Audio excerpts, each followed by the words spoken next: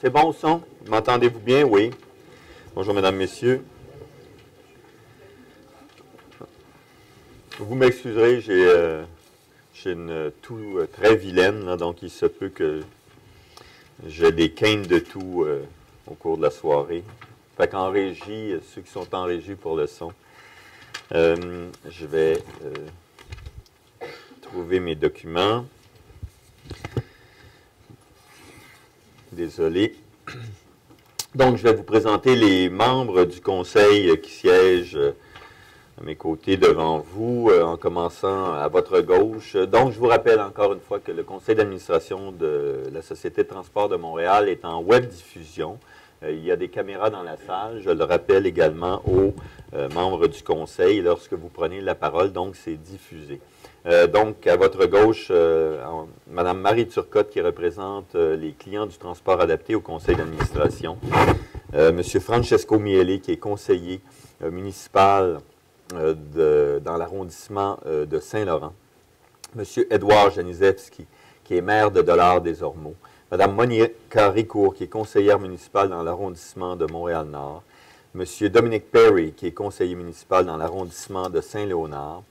À mes côtés, à ma droite, M. Carl Desrosiers, qui est le nouveau directeur général de la Société de transport de Montréal depuis un mois, et à qui, on souhaite la bienvenue à l'avant de la scène. Il a été plusieurs années en salle pour répondre aux questions. Merci, M. Desrosiers. M. Marvin Rotran, qui est vice-président du conseil d'administration, conseiller municipal dans l'arrondissement Côte-des-Neiges Notre-Dame-de-Grâce. Madame Claudia Lacroix-Perron, qui est représentante des membres jeunesse au conseil d'administration. M. Bernard Blanchet, conseiller municipal dans l'arrondissement de Lachine. Mme Sylvie Tremblay, qui est secrétaire générale et directrice exécutive des affaires juridiques de la Société. Et Mme Danielle Porret, assistante au secrétariat. Vous allez m'excuser, je vais prendre un dossier qu'on m'a préparé. Le voici. Donc, je prends toujours un peu, en début de réunion du conseil, quelques minutes pour dire ce qui s'est passé dans la vie de la société depuis le dernier conseil. Tout d'abord, nous avons présenté la voiture Azur lors d'un événement public qui a été fait pour les employés de la société, bien sûr, également dans le cadre d'un dîner-conférence de la Chambre de commerce. Vous me voyez dans la voiture avec une allure de, on dit fraîche pète, c'est pas un mot qu'on utilise publiquement souvent, mais je suis assez fier en compagnie du maire de Montréal, M. Gérald Tremblay, qui était tout feu, tout flamme à cette occasion-là, le ministre des Transports, M. Moreau, et le président de la Chambre de commerce, M. Michel Leblanc. Donc, c'est un dévoilement de la voiture modèle, c'est-à-dire la voiture qui témoigne des finis intérieurs et extérieurs, des couleurs, de la livrée. Nous l'avons présentée, donc, comme je vous le disais, devant un aréopage impressionnant de gens qui ont fait une ovation debout à cette voiture. Elle sera à la station Berry-UQAM, sur la ligne verte, le quai Angrignon, à partir de vendredi pour que notre clientèle puisse aller la voir et nous fasse part de ses commentaires et ses impressions déjà sur Internet. Là, j'ai pris connaissance de certains commentaires par notre clientèle ou la population générale sur Facebook et Twitter. Deuxième élément, donc, un match de l'impact complètement STM. Vous savez, nous avons, depuis bientôt quelques années, mis en place un programme de partenariat. Mme Vaillancourt, directrice exécutive, en a la responsabilité, où nous nous associons avec tous les événements festivaliers, artistiques, culturels, sportifs. Et nous avons eu une journée très spéciale avec l'Impact. Je vois vidéo de l'Impact sera activée par les techniciens. On a un petit vidéo, si je comprends bien. Vous allez voir, moi, je n'y étais pas, mais M. Blanchet, qui faisait le botté d'envoi, était très heureux d'être présent, mais je n'ai pas vu de vidéo se déclencher. Est-ce qu'en régie, vous êtes capable de l'activer?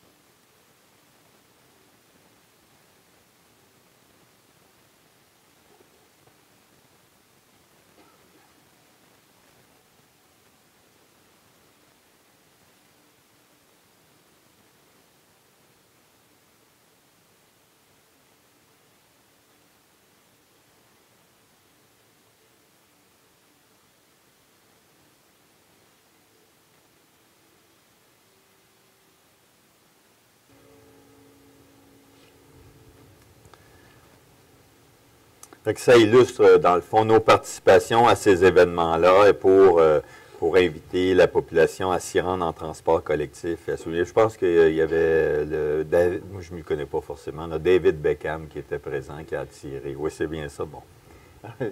Francesco Mieli, Dominique Perret ont suivi ça.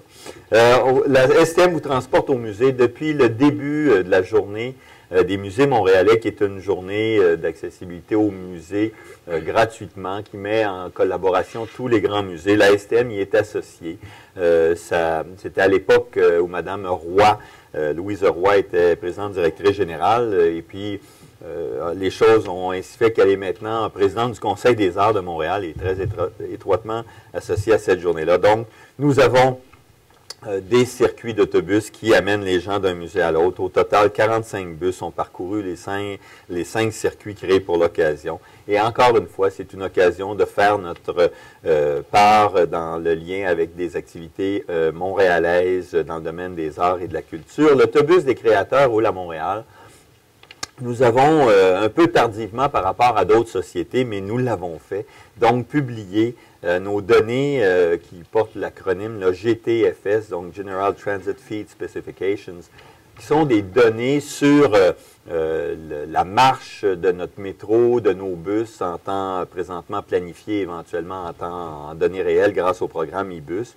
Et donc, des créateurs ont été invités à monter à bord de la STM parce que ces données-là, que les sociétés de transport public, c'est des normes qui sont internationales, nord-américaines en particulier, sont utilisées par des développeurs d'applications sur des plateformes qui peuvent être iOS de Apple, Android, RIM ou Nokia, qui ont développé des plateformes, et ça permet sur les équipements portables, les téléphones intelligents, donc de faire des liens entre le transport collectif, des services qui peuvent être culturels, sportifs, artistiques, de théâtre, et donc les gens ont profité de la journée pour développer ces applications-là. C'est en collaboration avec TELUS.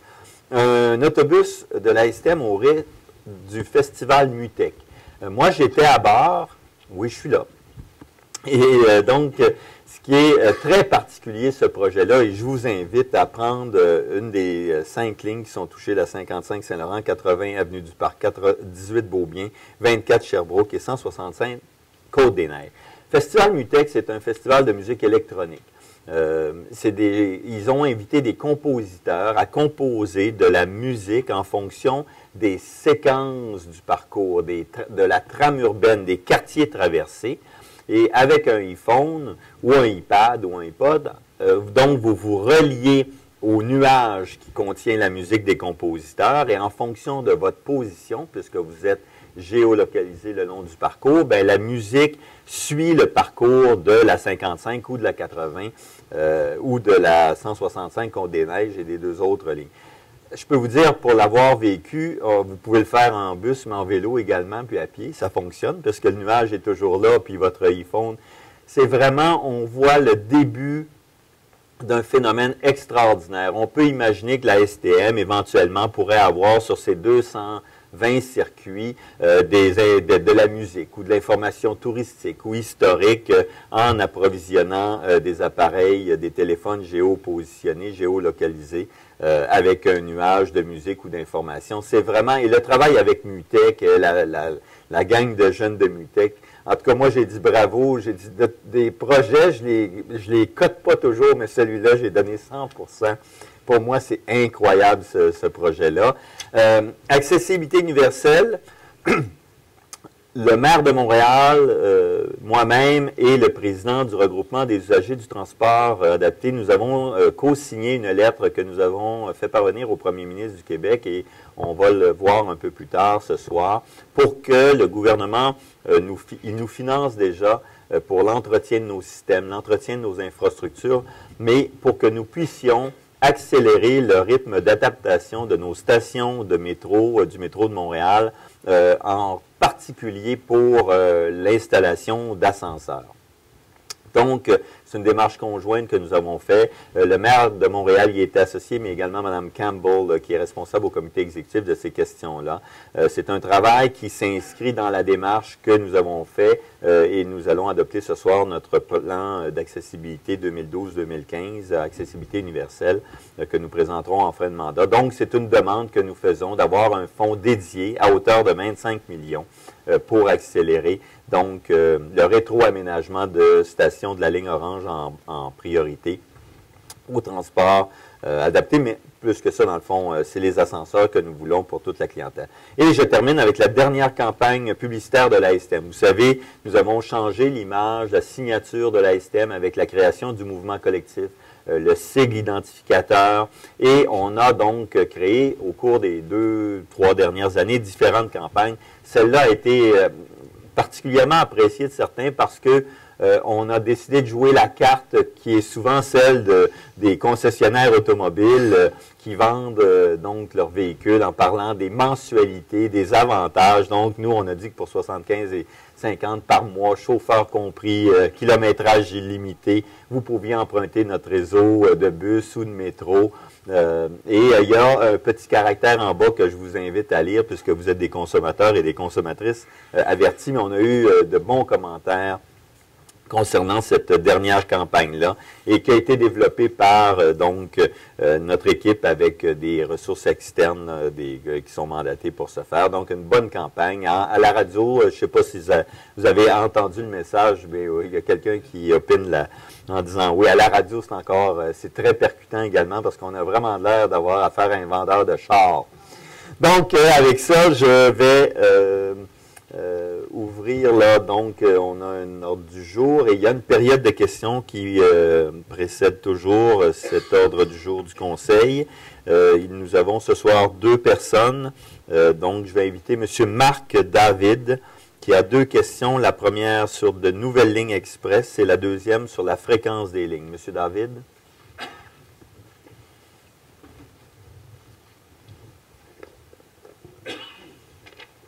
Members of the board, good evening. I have 2 questions today, both about unrelated subjects.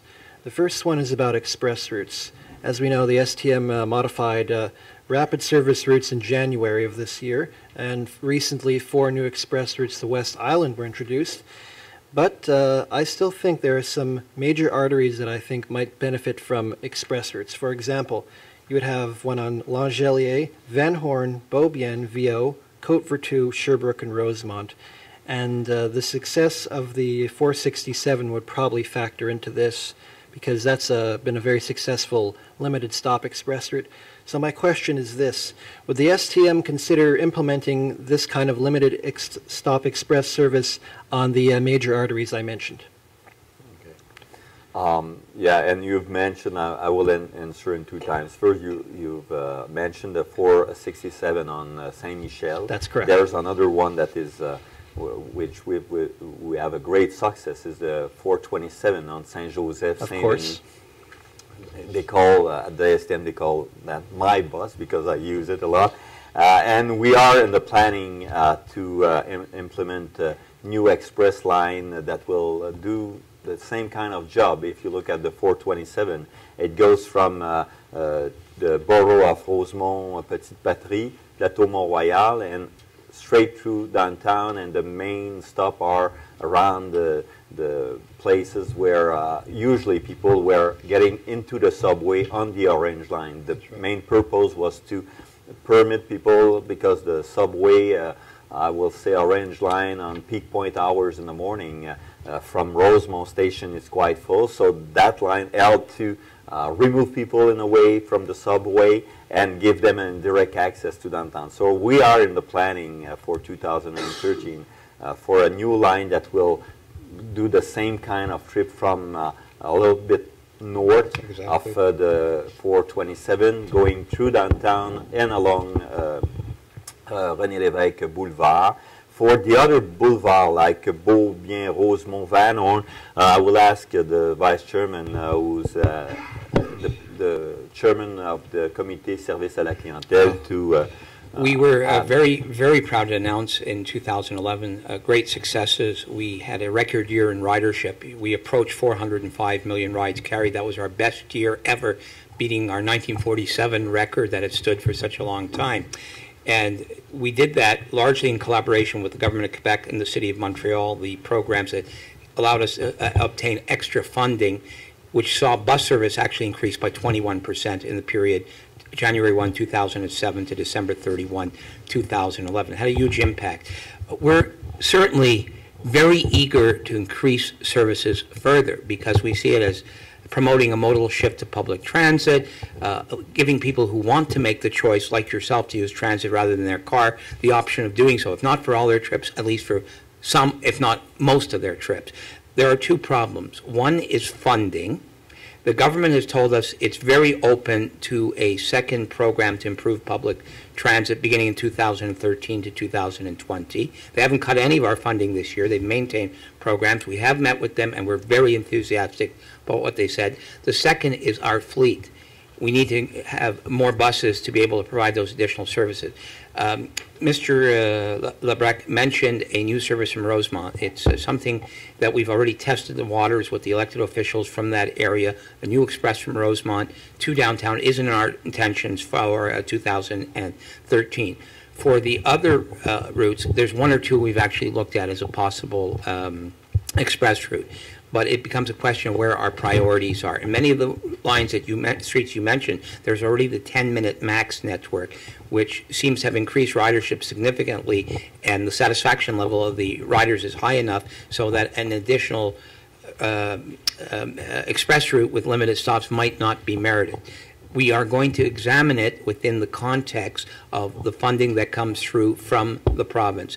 The City Council has invited all the political parties to look at how they would finance transit and put in their platforms for the eventual provincial election. And I invite you in the context of a voter in the next 18 months asking your provincial candidates what they would do for public transit. Okay. Votre deuxième question about the lines 104 and 138. Yes, these are two lines I use quite frequently, and there are many others in my area of Côte Saint-Luc who rely on these routes to go basically anywhere, work, school, play, whatever. So there's definitely demand for these routes. However, there is a problem, and it is this. During the week, and every day of the week, the 138 runs at a frequency of 45 minutes or more, and this includes rush hours. The 104 runs every 40 minutes or more Monday to Friday. However, by looking at the schedule, on weekends it's every 30 minutes or more, which is a little strange. So my question is this.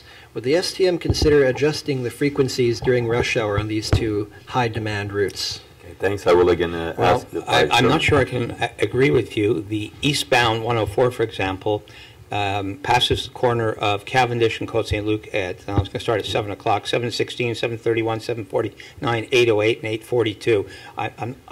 I didn't know that. It's a quiz. I was not prepared. No, I didn't know that. I quickly looked it up when I saw that your question was on here. But however, the 138 runs in between those routes. So the wait is, and for rush hour, is far less than 45 minutes. There are times of the day that might appear to be a long wait. I'm not sure where you're starting from, but if you're at the corner of Cavendish and Côte Saint-Luc, you can also access the 420 Express, and that bus runs more frequently. For example, at 7:12, 7:22, 7:27, 7:32, 7:38, 7:44, 7:51, eastbound direction. The service is actually quite good. If you're higher up in Côte Saint-Luc, evidently that doesn't become an option.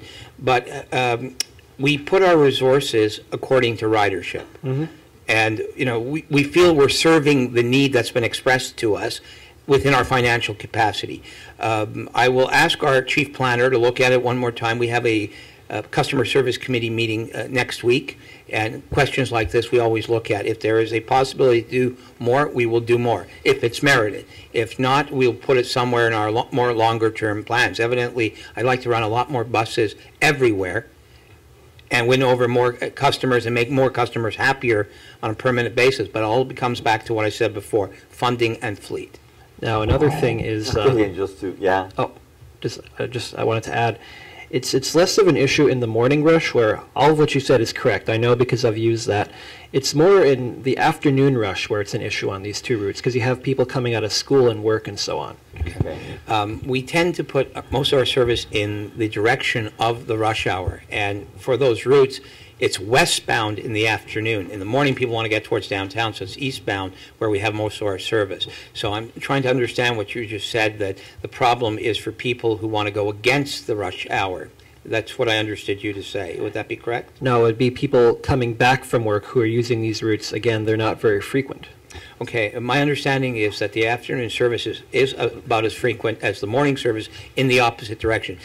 Maybe there was a problem with the schedule, maybe there's been a problem with the buses allocated the route. We'll look at that, and if necessary, we will make adjustment. Okay, thank you very much. Okay, fine, thanks a lot. Je vais inviter M. Omar Lacheb, excusez-moi, qui a un commentaire concernant le transport adapté.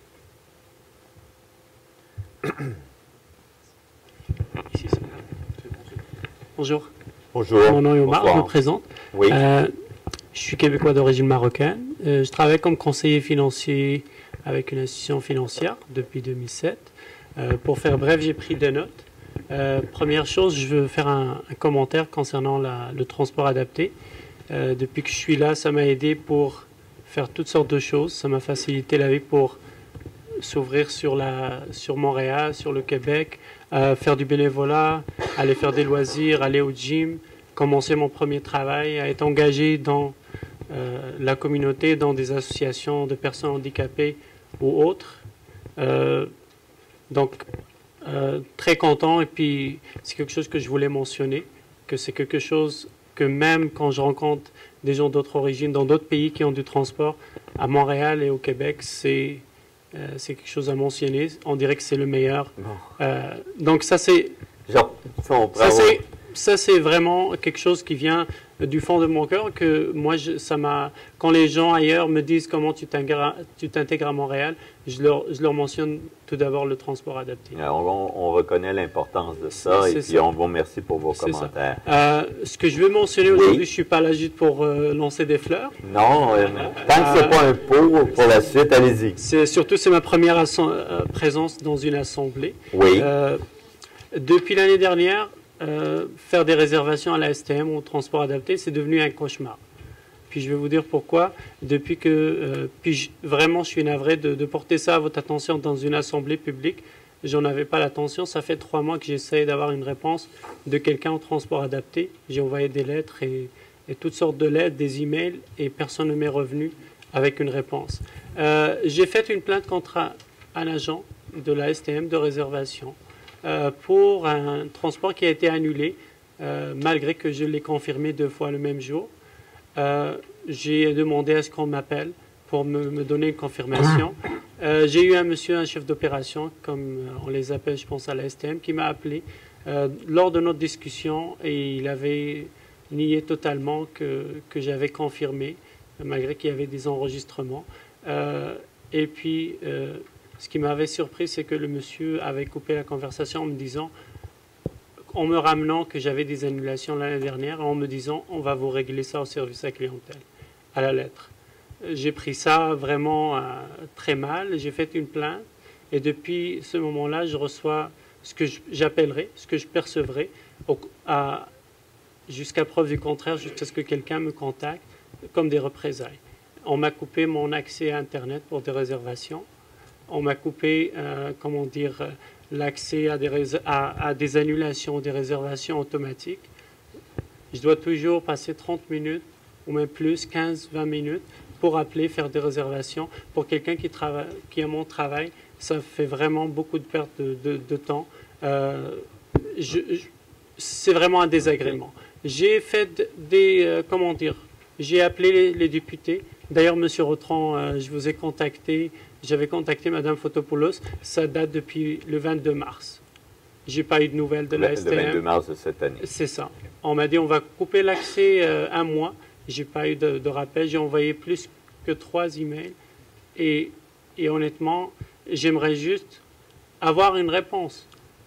Que je suis fautif, ou qu'il y a eu Et puis pour les annulations, je vais juste vous dire, personne n'a pris le temps de venir me dire pourquoi il y a eu des annulations. J'ai été en congé de maladie toute l'année à cause d'une plaie de lit. J'ai passé par une période très délicate. Et c'est ça qui a causé beaucoup d'annulations. Je ne vais pas aller dans les détails.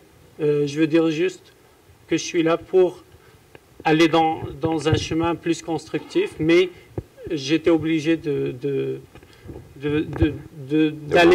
en public. OK. Écoutez, monsieur... Je vais juste ajouter deux commentaires un peu plus constructifs. Ce que j'aimerais, puis j'ai pris des notes, je veux nommer quand même que tout n'est pas négatif. Il y a des agents de la STM dans les réservations, je veux les nommer aujourd'hui. Peut-être que leur boss les félicite. Non, j'insiste. Bon. Nathalie, Roxane, Daniel, c'est des gens très professionnels. Et puis par là, je veux dire, je me pose ma question. Qu'est-ce que la STM fait pour la formation des agents de réservation? Qu'est-ce que la STM fait pour qu'il y ait une diversité ethnoculturelle qui reflète la diversité ethnoculturelle des usagers du transport adapté? Ça, c'est mes deux questions. Et est-ce qu'il y a un règlement qui gère la relation des usagers avec la STM? À ma connaissance, il y a un règlement général du transport adapté au Québec. Je ne sais pas s'il existe un règlement au transport adapté. C'est ces trois commentaires. Et je vous remercie. Je vous remercie pour, à la fois, vous êtes déplacé. Vous avez fait un commentaire positif général. Ensuite, vous nous avez exposé un problème particulier avec pas des accusations, mais des commentaires assez graves dans la mesure où vous considérez que vous seriez l'objet présentement de représailles suite à une plainte et que vous n'auriez pas eu de réponse. Moi, travaillant avec M. Rotran depuis très longtemps, je sais qu'il a une de ses grandes qualités, c'est qu'il... Pas de M. Rotran. Non, mais de la STM. Parce que M. Rotran est vice-président de la STM, mais il faut dire qu'il suit ses dossiers, il donne une réponse diligente à la plupart des commentaires et les lettres qu'il peut écrire. Une fois ça dit, votre problème, quand une personne se déplace à l'Assemblée régulière du Conseil en public pour faire part d'un commentaire, c'est pris très sérieusement. Donc, vous pouvez être assuré que le directeur général qui est à mes côtés va s'assurer tout de suite qu'il y a un suivi diligent qui est fait. Troisième élément que je dois vous dire, c'est que chaque question qui est posée ici ou commentaire fait l'objet d'un suivi au conseil d'administration suivant, où on nous rapporte ce qui a été fait. Est-ce qu'il y a eu rencontre ou pas? Est-ce que la personne qui avait fait un commentaire, une plainte, a été suivie? Ça, c'est de façon générale. Donc, sans rentrer dans les détails, ça se fera à la suite avec les gens. Quant à la formation, oui, il y a une formation de l'ensemble du personnel. Nous avons à la fois des codes d'éthique, à la fois des guides de comportement qui sont... mais une fois ça dit, ces formations-là sont données. Il y a des formations continues et il se peut, comme dans toute entreprise, société comme la nôtre, qu'il y ait oubli, manquement, propos inadéquats ou inappropriés. Puis là, on fait enquête interne et ça sera fait.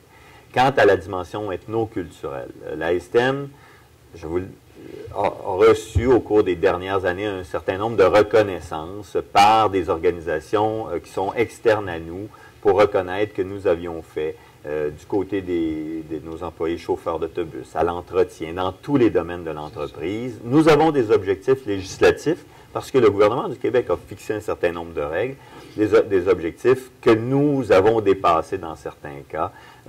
Donc, ce travail-là se fait et c'est dans tous les domaines de l'entreprise où autant on le voit, là, la place des femmes dans la société à des métiers non traditionnels. Les chauffeurs d'autobus, ça fait pas si longtemps qu'il n'y avait pas de femmes et on est au tiers du personnel. Donc, et pour les milieux ethnoculturels montréalais, visibles et non visibles, là, dépendamment des qualificatifs que les utilisent, donc on fait des efforts. Fait que je conclus avec ça. Le directeur général est à mes côtés, il a entendu vos commentaires. Nous avons donc forcément un suivi de tout ça. Et il va y avoir donc, dans la question du règlement qui était... Oui. Vous ne trouvez pas de règlement du transport adapté? OK.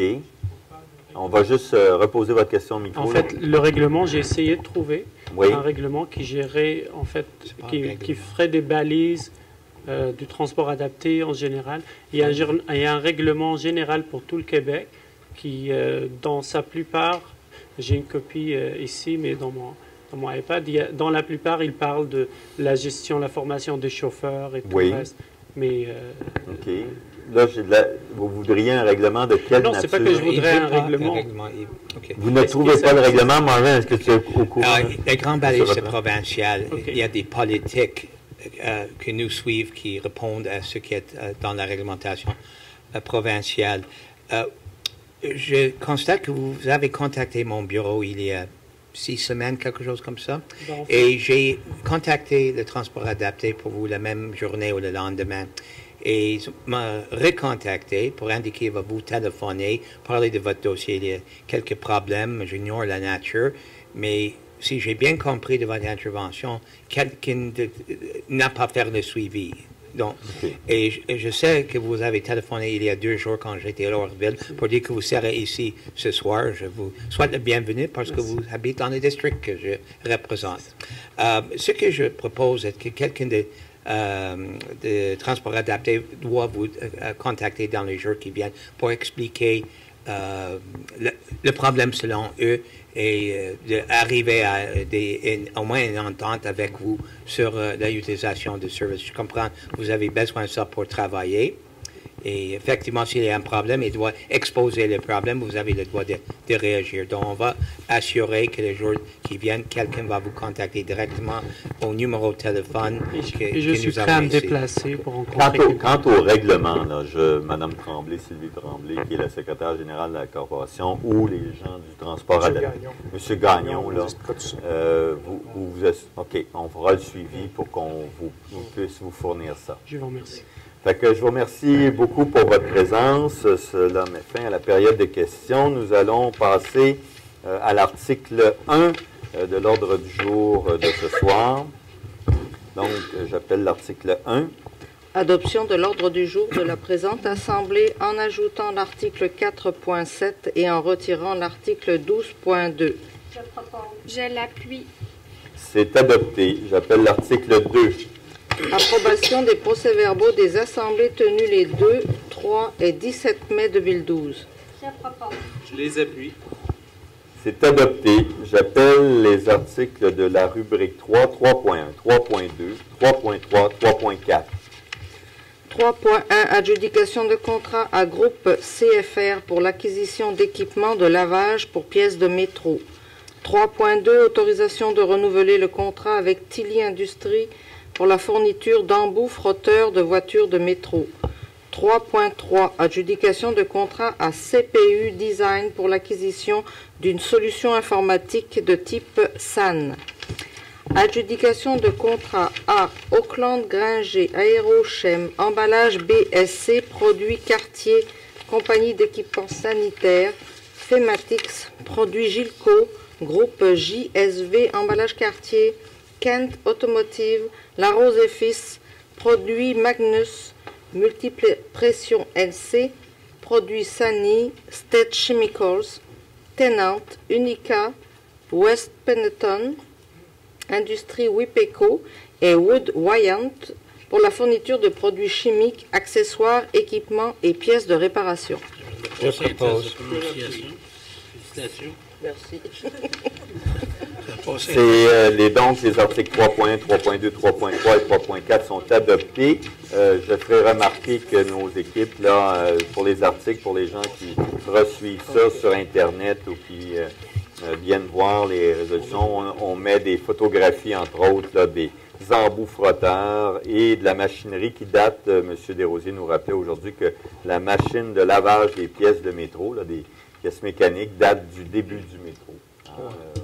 Des années 60, donc on remplace ça par de nouvelles machines de qualité. J'appelle les articles de la rubrique 4, 4.1, 4.2, 4.3, 4.4 et 4.5.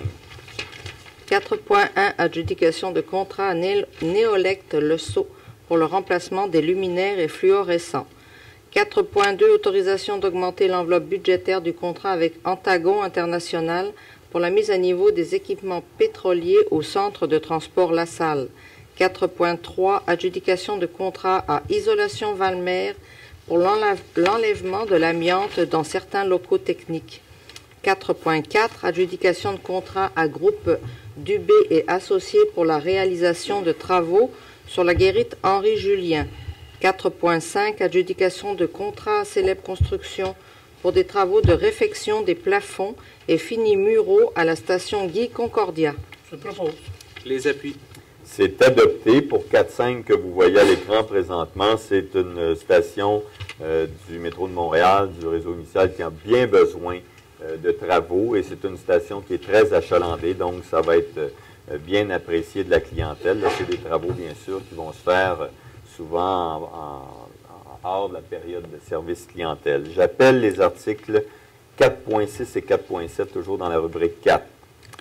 4.6, octroi de contrat à Giro pour la migration du logiciel Access vers la version 2013. 4.7, adjudication de contrat à Axiom Construction pour des travaux au centre de transport Mont-Royal. Je propose. Je les appuie. C'est adopté. Dans le cadre du contrat à la firme Giro, là, c'est tout le service au transport adapté, les réservations, donc pour optimiser, mettre à jour les logiciels et offrir encore un meilleur service au transport adapté. Pour Mont-Royal, c'est des travaux nécessaires. C'est un centre de transport qui date du début du 20e siècle et qui a besoin d'un minimum de travaux là, pour le maintenir en vie. Il n'y a pas d'article à la rubrique 5. J'appelle l'article 6.1 de la rubrique 6. Adjudication de contrat à Plafolift pour la fourniture de plateformes mobiles. Je propose. J'appuie.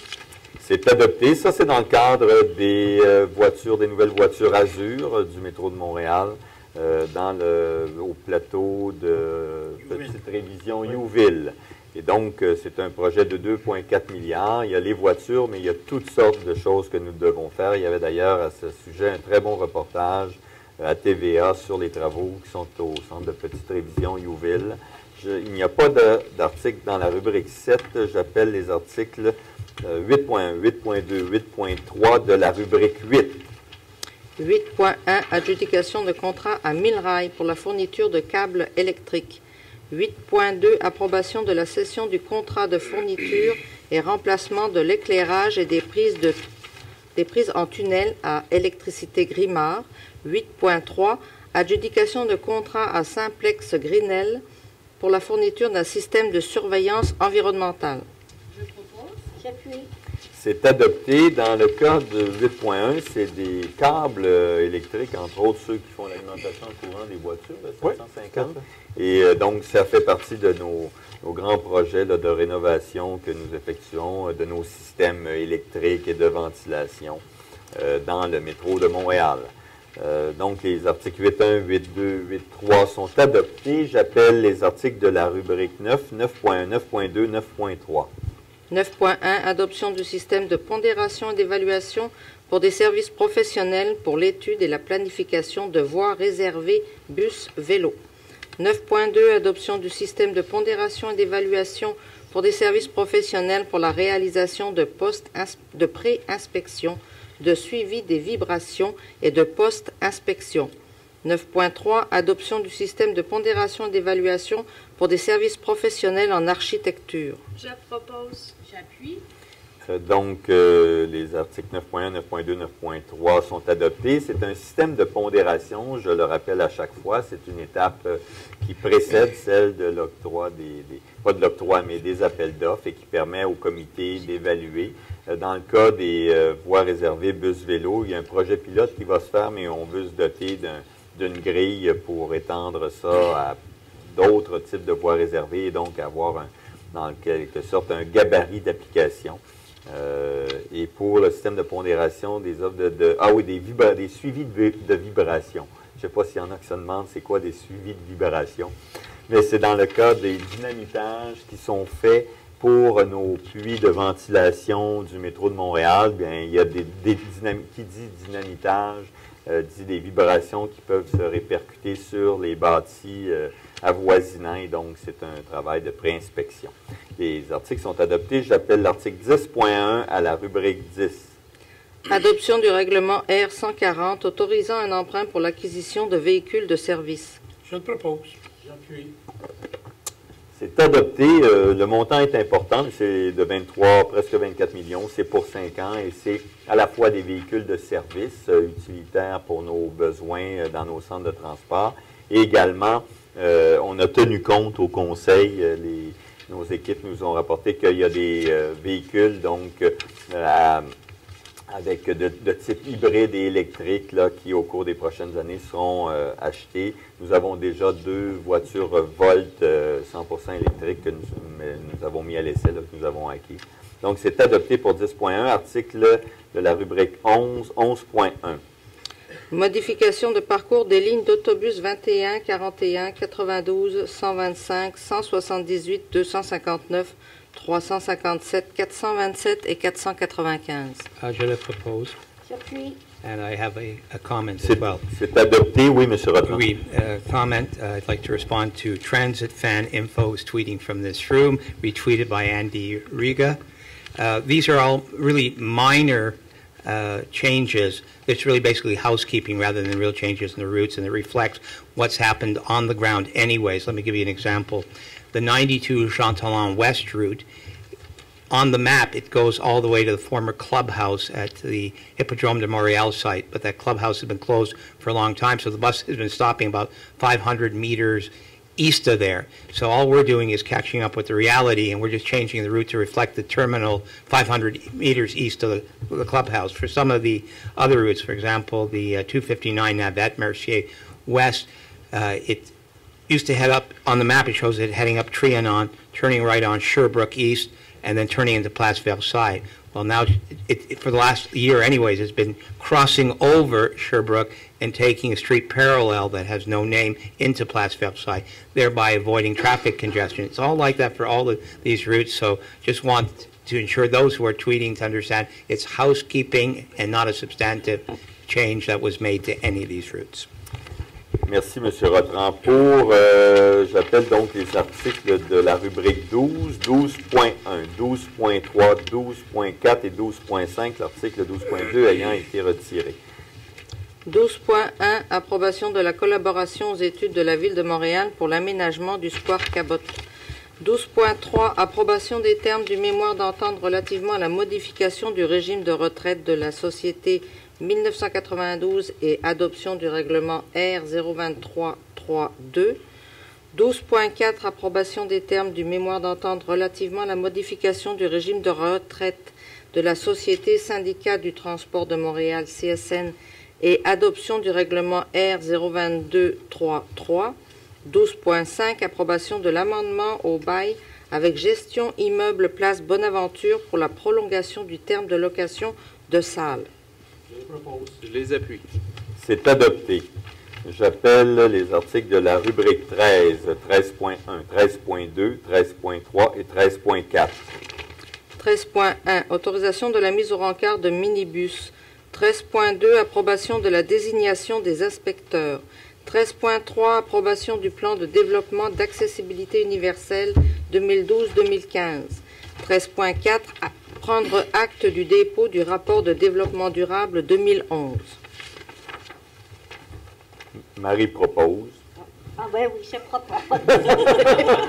Pourquoi Marie Pourquoi Mme Turcotte propose? Parce que il y a l'adoption du plan de développement d'accessibilité universelle. J'appuie, Marie, quelques mots sur le plan d'accessibilité universelle que nous allons présenter au public demain. Oui, oui, tout à fait. En fait, c'est un beau plan de développement qui est sur 3 ans, comme disait Michel tantôt. En fait, c'est le fruit d'un travail collectif qui a été très rigoureux. En fait, c'est depuis la fin de 2010 qu'on travaille à l'élaboration de ce plan-là. Ça a commencé par la STM qui a convié les partenaires du milieu associatif et les partenaires institutionnels tels que l'Office des personnes handicapées à connaître les besoins et attentes, après ça des personnes. Et à la suite de ça, les diverses directions de la STM ont participé à l'élaboration du plan. Et un coup, cet exercice-là d'écriture a été terminé, on est retourné en consultation auprès du milieu associatif pour avoir leurs opinions, recevoir leurs propositions, leurs commentaires sur le projet de plan. Et par la suite, on a à nouveau rencontré les regroupements du milieu associatif à la suite de chacune de leurs propositions, comment la STM allait faire un suivi pour chacune d'entre elles. Fait que c'est vraiment quelque chose, tout le monde a mis la main à la pâte, fait que collectivement, on peut être fiers de ce travail-là. Merci beaucoup, Marie. Ce plan donc va être disponible en format papier et également en mode électronique, en PDF sur notre site Internet. Et parlant de mode électronique, M. Blanchet voulait dire quelques mots. Oui, mais juste pour terminer, M. le Président, c'est que ce soir, il y a un anniversaire, mais ce n'est pas un anniversaire de naissance, c'est que ça coïncide avec la première année de notre nouvelle recrue au conseil, Claudia Lacroix-Perron, donc, et puis qui représente la jeunesse active de Montréal, puis qui fait un travail exceptionnel. Fait que je trouvais que c'était important de le souligner. Bon, ben, bravo, Mme Claudia Lacroix-Perron. Donc, les articles 13.1, 13.2, 13.3 et 13.4 sont adoptés. L'ordre du jour de l'Assemblée régulière du Conseil d'administration de la Société de transport de Montréal du mercredi 6 juin 2012 étant complété. La séance est levée. Merci de votre présence.